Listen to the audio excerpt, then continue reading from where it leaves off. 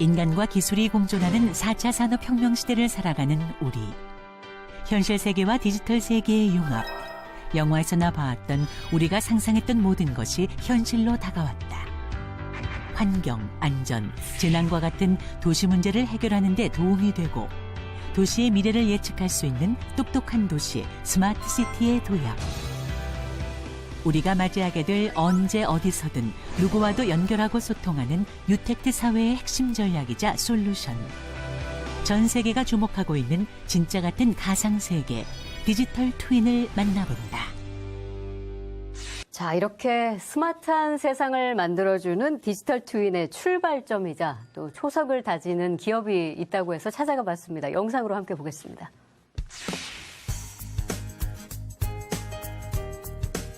디지털 트윈의 기초가 되는 공간 정보를 구축하는 한 기업. 여느 사무실과 다를 것 없는 풍경입니다. 컴퓨터 앞에 앉아 무언가에 열중한 사람들. 이곳은 세상에 없는 지도를 만드는 곳입니다. 모든 작업을 컴퓨터로 처리하는 걸까요? 하지만 평범한 사무실 옆에 특별한 공간이 있었습니다. 책상 위, 바닥, 그리고 천장까지 모형 항공기로 가득한 이곳. 누군가의 취미인 걸까요?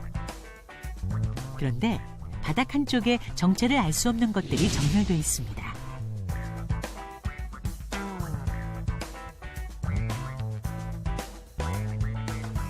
프로펠러와 모터까지 달린 이곳의 정체는 무엇일까요? 고정익 드론이라고 해서 비행기 모양의 드론입니다. 땅을 스캔한다고 생각하시면 돼요. 이제 카메라가 달려가지고. 생소한 모양의 드론. 날개를 양쪽에 장착하니 마치 비행기 같은데요. 몸체에 카메라가 달려 있습니다. 이제야 정말 드론 같네요. 모양이 비행기와 비슷해서 비행하는 원리도 비행기와 비슷하다고 합니다. 이런 기체들은 무게가 많이 나가지 않기 때문에 장기간 1시간 반 이상 비행이 가능합니다. 1시간 반 비행하면은 1.5에서 2제곱킬로미터 정도의 넓은 지역을 데이터를 획보할 수가 있고 그 데이터들은 컴퓨터에 처리돼서 당일 다 확인할 수가 있는 그런 프로세스를 갖고 있어요. 빠른 비행이 장점인 고정익 드론. 1시간 반이면 축구장 240여 개 면적을 촬영한다는데요. 그래서 직접 확인해봤습니다. 고정익 드론은 어떻게 날아가는지, 우리가 알고 있는 일반적인 드론과 어떤 차이가 있는지, 우리들의 궁금증을 풀어줄 이들이 드론을 들고 직접 거리로 나왔습니다. 한번 따라가 볼까요? 비행기가 활주로가 필요한 것처럼 고정익 드론 또한 비행을 위해선 넓은 공간이 필요합니다. 우리가 알고 있는 일반적인 드론은 회전익 드론이라고 하는데요. 회전익 드론은 특별한 공간 없이도 수직 이착륙이 가능하답니다. 좁은 공간을 정밀하게 촬영할 때는 이런 이제 회전익 드론이 이제 장점이 있고요. 넓은 공간을 빨리 촬영을 해야 될 때, 그럴 때는 이런 고정익 드론으로 사용을 많이 합니다. 달라도 너무 다른 고정익 드론과 회전익 드론. 고정익 드론의 또 다른 특징은 특별한 조정이 필요하지 않다는 것인데요. 비행 경로를 설정해 날리기만 하면 스스로 촬영을 해옵니다. 경로 설정이 끝났다면 고정익 드론을 하늘로 띄울 차례. 그런데 지금 뭐 하시는 건가요? 드론을 흔들기만 했는데 힘차게 돌아가기 시작하는 프로펠러.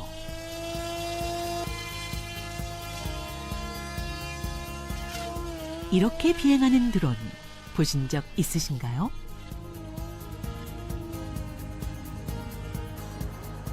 고정익 드론은 아주 높은 고도에서 빠르게 비행하기 때문에 그만큼 넓은 지역을 촬영할 수 있는 겁니다. 그래서 항공뷰 사진을 촬영하는데 아주 적합한 도구라고 할 수 있죠.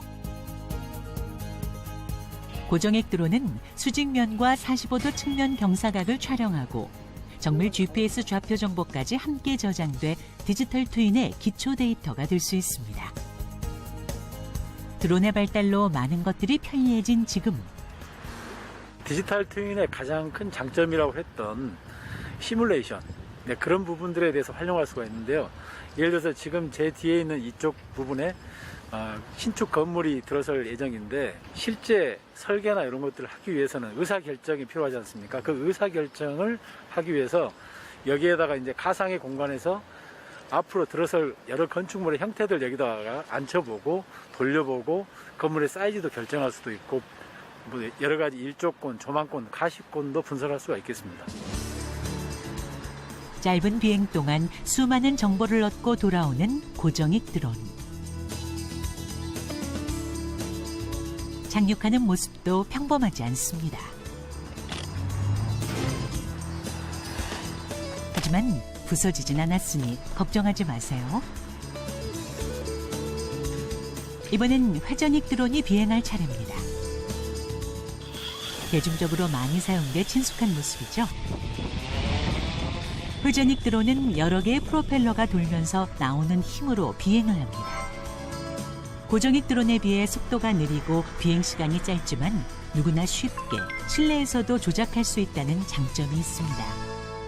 그러니까 고정익 같은 경우 표면적인 거를 위에서 한 번에 찍고 나간다 하면 회전익 같은 경우는 시선물이라든가 그거를 옆면을 찍어서 같이 정합을 시키는 거죠. 그러면 그 전에 고정익에서는 옆면이 제대로 표현이 안 됐다면 회전익으로 촬영해서 나오는 옆면은 더 확실하게, 그러니까 옆면에 대한 더 확실한 정확도가 나오겠죠. 그거를 3차원으로 같이 만들어주는 겁니다. 디지털 트윈의 기초 데이터를 구축하는 드론. 그 종류와 쓰임새도 점점 다양해지고 있는데요. 앞으로 어떻게 발전될지 기대가 됩니다. 사실 드론이 디지털 트윈 DB 구축에 큰 역할을 하는데 일조를 했다라고 생각을 하고 있습니다. 일단 디지털 트윈이라고 하면 실제 눈에 보이는 건축물이나 다양한 시설들을 PC에서 볼 수 있게 하는 게 가장 중요한 역할이라고 생각이 되는데요. 여기가 지금 정동 문경인데 휴게소 뒤편에 이제 그 산사태 때문에 무너진 것을 이제 확인할 수가 있습니다. 디지털 트윈의 가장 큰 장점인 시뮬레이션. 시뮬레이션을 통해서 이 해당 위치를 이런 식으로 복구를 이렇게 진행을 할 수가 있습니다. 디지털 트윈을 통한 시뮬레이션은 자연재해로 인한 시설물 파괴, 그 후 복구에 큰 도움이 되고 있습니다. 또 회전 교차로와 같은 시설물을 설치하기 전에 어떻게 변화할지 예측해 볼 수도 있는데요. 현실 도시와 똑같은 가상 도시에 미리 시설물을 설치해 보고 그 변화를 시뮬레이션 해보는 것이죠. 디지털 트윈이나 이런 것들을 만들 때 드론이 가장 핵심적인 어떻게 보면 도구라고 할 수가 있는데, 이런 도구들은 앞으로 국산화를 통해서 계속해서 기술 지원이랄지 이런 것들이 필요하다고 생각합니다. 그래서 우리가 자체적으로 갖는 기술을 확보했을 때 대외 수출도 할 수 있고요. 여러 분야에서 사용되면서 더 좋은 제품으로 국산화가 되지 않을까 싶습니다. 디지털 트윈의 기반이 되는 공간정보 데이터. 공간정보 수집의 필수적인 도구는 드론이라고 할 수 있는데요. 드론의 발달과 함께 디지털 뉴딜 실현의 꿈도 한 걸음 더 가까워졌습니다. 네. 저는 좀 신세계를 접한 느낌인데, 아까 그 부분이 가장 인상적이네요. 산사태 난 지역을 드론을 통해서, 지금 현재 이런 상황이구나, 복구를 어떻게 해야 될 것인가를 미리 시뮬레이션으로 구현해보는 거, 이런 점들은 굉장히 도움을 많이 줄 수 있을 것 같은데, 또 오늘 출연해주신 이인평 교수님께서도 연구를 위해서 드론을 좀 날리신다는 걸로 제가 알고 있는데, 그 드론을 이용해서 데이터 수집할 때 좀 어떤 점에 좀 중점을 둬야 될까요? 그러니까 사실은 우리 연구실에서도 이제 드론을 활용한 연구들을 많이 이제 하고 있습니다. 그래서 저희도 이제 다양한 드론을 갖다가 많이 날려봤고요. 네, 그런 드론을 날려서 데이터를 수집을 할 때 여러 가지 우리가 중점을 둬야 될 이제 사항들이 있는데요.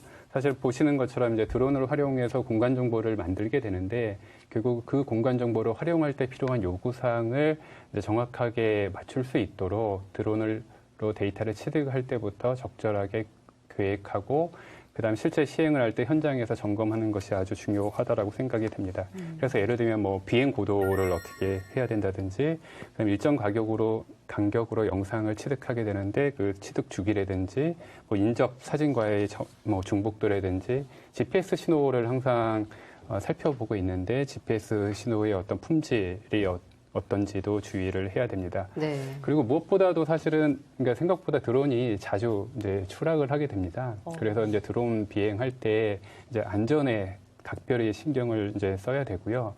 그다음에 영상 등을 아주 고해상도로 취득을 하게 되는데 어쨌든 저희 이제 개인 정보라든지 어떤 특별한 어떤 보안 정보를 갖다가 적절히 찾아서 이제 삭제해 주는 것이 반드시 필요하다고 생각됩니다. 네. 네, 앞서 그 싱가포르 같은 경우에는 전 국토를 이 디지털 트윈으로 구축해 놓은 그런 상태다. 이렇게 말씀을 드렸었는데 우리나라에서도 한국판 뉴딜을 선포한 이후에 이 디지털 트윈 기술을 기반으로 한 사업에 투자를 하겠다. 이런 계획들도 많이 밝혔죠. 네, 2022년까지 총 사업비 5천억 을 투자해 일자리 5천 개를 창출하고 2025년까지는 총 사업비 1조 8천억 을 투자해서 일자리 1만 6천 개를 창출하겠다고 밝혔습니다. 정밀도로지도, 스마트 항만, 스마트시티에 대한 투자 및 제도도 함께 개선하겠다고 했는데요. 2022년까지는 일반 국도 전 구간에, 2025년까지는 4차로 이상 지방도에도 정밀도로지도를 구축할 예정이라고 합니다. 디지털 트윈 기술을 활용한 사업은 뭐 국내뿐만 아니라 전 세계적으로 지금 관심이 굉장히 높은 그런 상황인 거죠. 네, 일단 시장 규모가 상당히 이제 큽니다. 예. 그 마켓의 보고서에 따르면 세계 시장이 2019년에 39억 달러 정도였는데 이게 연평균 37.8% 계속 거듭적으로 성장을 한다라고 합니다. 그래서 2025년에는 이제 358억 달러에 이를 것으로 예상을 하고 있습니다. 이제 엄청난 성장이 기대되는 차세대 성장 사업이라고 보실 수가 있고요. 네. 또 더군다나 다양한 분야에 영향을 미치는 우리가 이제 AI를 특히 뭐 21세기 전기라고 표현을 하는데요. 디지털 트윈도 사실은 다양한 분야에 어떤 영향을 미치는 이제 핵심 기반 기술이라고 볼 수가 있습니다. 특히 ICT 강국인 우리나라가 아주 잘할 수 있는 분야라고 생각이 들고요. 그래서 국가적인 전략 산업으로 정부, 기업, 시민들이 각자 역할을 충실히 준비해서 선도해 나가야 될 것으로 생각합니다. 자, 한국판 뉴딜, 나의 뉴딜. 오늘 그 첫 번째 시간으로 전문가들과 함께 디지털 트윈에 대해서 이야기 나눠봤습니다. 꽤 어려울 수 있는 이야기였는데요. 세 분 쉽게 설명해 주셔서 고맙습니다. 네, 감사합니다. 네, 감사합니다. 감사합니다. 자, 현실보다 더 진짜 같은 가상세계 디지털 트윈으로 앞으로 얼마나 더 편리하고 안전한 미래를 만들어갈 수 있을지 기대하면서 다음 주 이 시간에는 제조의 혁신, 스마트 그린 산단에 대한 내용으로 찾아오겠습니다. 시청해주신 여러분 고맙습니다.